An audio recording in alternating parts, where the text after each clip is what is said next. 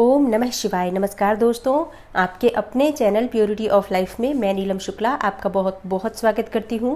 दोस्तों, प्रदोष का व्रत समस्त प्रकार के दोषों का समन करने वाला व्रत बताया गया है। प्रदोष का व्रत भगवान शिव को अत्यंत ही प्रिय है।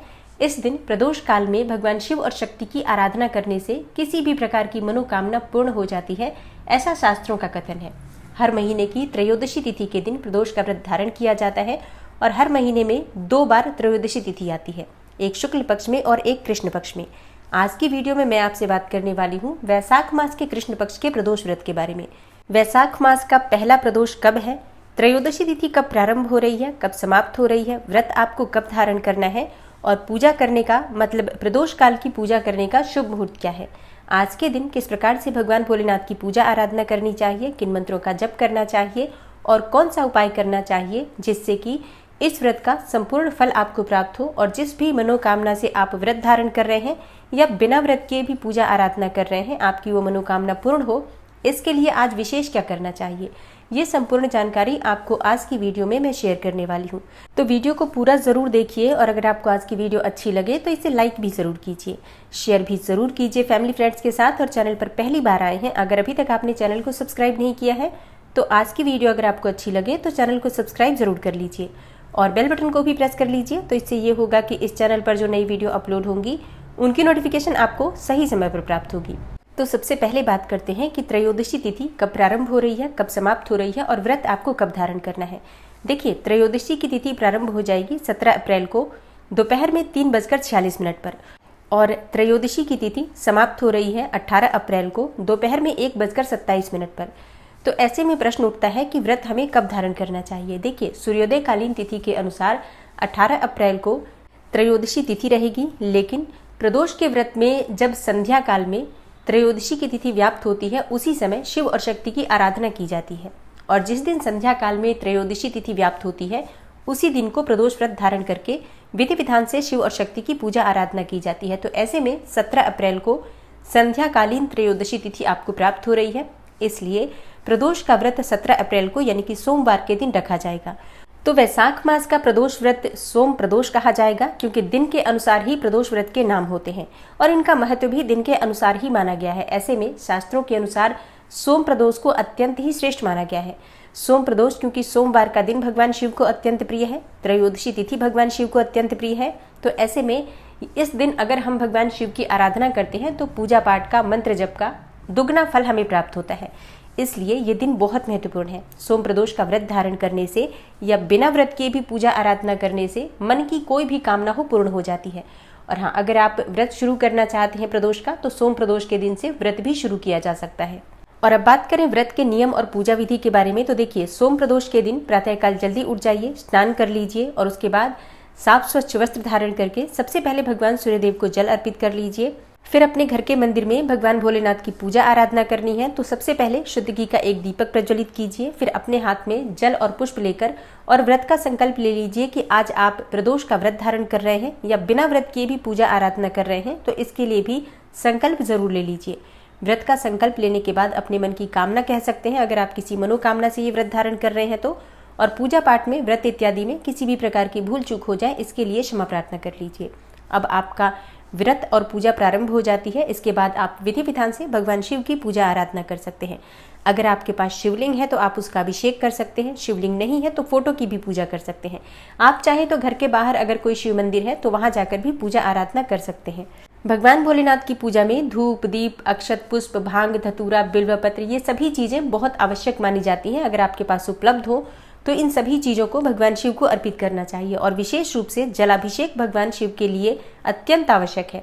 तो जलाभिषेक मतलब आप चाहें तो पंचामृत से अभिषेक कर सकते हैं, दूध, दही, घी, शहद, शक्कर, या फिर आप चाहें तो शुद्ध जल से या फिर दूध में केसर मिलाकर या कच्चे दूध से भी आप भगवान शिव का अभिषेक कर सकते हैं। अभिषेक आवश्यक होता है, इसलिए शिवलिंग की पूजा आज के दिन श्रेष्ठ मानी जाती है। दिन भर आप व्रत धारण कर सकते हैं। शाम के समय फिर से विधि विधान से भगवान शिव की पूजा प्रदोष काल में की जाती है। अगर किसी कारणवश आप व्रत नहीं कर पाते हैं तो सुबह की पूजा अगर आप नहीं भी कर पाते हैं तो शाम की पूजा आपके लिए अत्यंत आवश्यक है, क्योंकि कहा जाता है कि प्रदोष काल में यानी कि संध्या काल में, त्रयोदशी तिथि की संध्या काल में भगवान भोलेनाथ कैलाश पर्वत पर रजत भवन में भगवान भोलेनाथ उस समय नृत्य करते हैं और सभी देवी देवता उनकी आराधना कर रहे होते हैं, उनकी स्तुति कर रहे होते हैं। तो इस समय भगवान भोलेनाथ अत्यंत ही प्रसन्न मुद्रा में होते हैं और जो भी भक्त इस समय में मतलब प्रदोष काल में भगवान शिव की पूजा आराधना करते हैं, उनके मंत्रों का जप करते हैं, शिवलिंग का अभिषेक करते हैं, निश्चित ही भगवान भोलेनाथ की कृपा से उनकी कोई भी कामना हो पूर्ण हो जाती है। और अब जानते हैं प्रदोष काल की पूजा का शुभ मुहूर्त क्या है। देखिए, सूर्यास्त होने से कुछ समय पहले मतलब लगभग 1 घंटे पहले और 1-1.5 घंटे बाद का जो समय होता है, कुल 2.5 घंटे का समय प्रदोष काल कहा जाता है। तो प्रदोष काल की पूजा का शुभ मुहूर्त होगा शाम 6 बजे से रात्रि 8:30 बजे तक, मतलब 8:30 तक।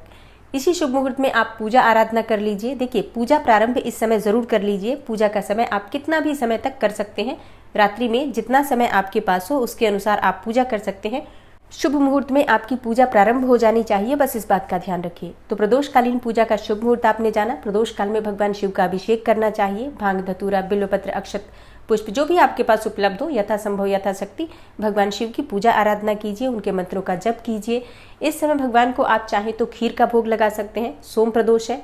आप चाहे तो सफ़ेद मिठाई का, दूध से बनी हुई मिठाई का भोग लगा सकते हैं, या दूध में केसर मिलाकर उसमें मिश्री मिलाकर भी भगवान को भोग अर्पित कर सकते हैं। खीर आप चाहे तो चावल की बना सकते हैं, चाहे तो मखाने की बना सकते हैं, साबूदाने की खीर भी बना सकते हैं। लेकिन सोम प्रदोष में अगर खीर का भोग भगवान को अर्पित किया जाता है तो इससे मन वांछित फल की प्राप्ति होती है। इसके अलावा आप चाहें तो फलों का भोग भी लगा सकते हैं। मतलब जो भी सामग्री आपके पास उपलब्ध हो अपनी शक्ति सामर्थ्य के अनुसार भगवान को भोग अर्पित कीजिए। कपूर से उनकी आरती कीजिए। आज के दिन अगर आप किसी भी बिल्व वृक्ष के नीचे दीप दान करते हैं, दीपक प्रज्वलित करते हैं और बिल्व के वृक्ष में थोड़ा सा कच्चा दूध अर्पित करते हैं तो इससे भी भगवान भोलेनाथ की विशेष कृपा आपको प्राप्त होती है। शिव मंदिर अगर आपके घर के आसपास है तो वहां दीपक अवश्य प्रज्वलित कीजिए। अब जरूरी नहीं है कि आप व्रत धारण करें, लेकिन आप ये उपाय सभी कर सकते हैं। और सोम प्रदोष के दिन बिल्व पत्र पर चंदन से अगर आप राम राम राम लिखकर 21 बिल्व पत्र अर्पित करते हैं और उसके बाद अपने मन की कामना कहते हैं तो आपके मन की कोई भी कामना हो पूर्ण होती है। सफेद चंदन से भी लिख सकते हैं, लाल चंदन से भी लिख सकते हैं, चाहे तो आप अष्टगंध से या केसर से भी लिख सकते हैं। सोम प्रदोष के दिन सफेद पुष्प भगवान भोलेनाथ को अर्पित करने से भी मन की कोई भी कामना पूर्ण होती है। संतान प्राप्ति की कामना है तो धतूरे के सफेद पुष्प भगवान भोलेनाथ को अवश्य ही अर्पित करना चाहिए। और मन चाहे जीवन साथी की कामना है तो दूध में केसर मिलाकर शिवलिंग का अभिषेक करना चाहिए और पीले कनेर के पुष्प भगवान शिव को अर्पित करने चाहिए। माता पार्वती को लाल पुष्प अर्पित करने से अखंड सौभाग्य की प्राप्ति होती है, शीघ्र विवाह की कामना पूर्ण होती है। और सोम प्रदोष है तो आप चाहें तो माता पार्वती को 16 श्रृंगार की सामग्री भी अर्पित कर सकते हैं और पूजा करने के बाद आप इनका प्रयोग स्वयं भी कर सकते हैं, चाहे तो किसी को दान भी कर सकते हैं। तो विधि विधान से भगवान शिव की पूजा आराधना कीजिए। प्रदोष काल में शिव और शक्ति की आराधना कर लेने मात्र से ही मन की समस्त कामनाएं पूर्ण हो जाती हैं। और हाँ, जैसे कि कई भक्तों के प्रश्न आते हैं कि पारण यानी कि हमें व्रत कब खोलना चाहिए। देखिए, कई भक्त होते हैं जो शाम के समय भगवान शिव की पूजा करने के बाद जो प्रसाद भगवान को अर्पित करते हैं उसी के साथ भोजन करके चाहे उसी को सिर्फ खाकर अपना व्रत खोल लेते हैं। मतलब शाम को अगर आप व्रत खोलते हैं तो मीठा भोजन कर सकते हैं। लेकिन कई भक्त होते हैं जो अगले दिन ये व्रत खोलते हैं, मतलब शाम को भी पूजा आराधना करते हैं, फलाहार करते हैं और अगले दिन स्नान इत्यादि करके फिर से भगवान शिव और शक्ति की पूजा आराधना करते हैं। उसके बाद शुद्ध और सात्विक भोजन बनाकर और उसे ग्रहण करके अपना व्रत खोलते हैं। तो आपने जिस प्रकार से इस व्रत की शुरुआत की है उसी प्रकार से ये व्रत करना चाहिए। और हाँ, जब भी हम कोई व्रत करते हैं तो दान जरूर करना चाहिए। आप चाहे तो सीधा का दान कर सकते हैं, मतलब एक ब्राह्मण को आप चाहे तो घर बुलाकर भोजन भी करा सकते हैं या भोजन की कच्ची सामग्री का दान कर सकते हैं।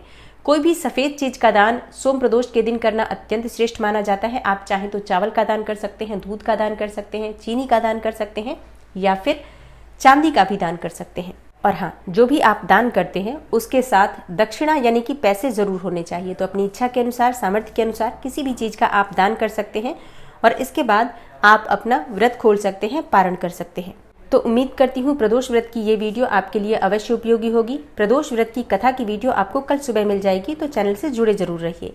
मिलती हूँ मैं आपसे अगली वीडियो में, तब तक के लिए नमस्कार।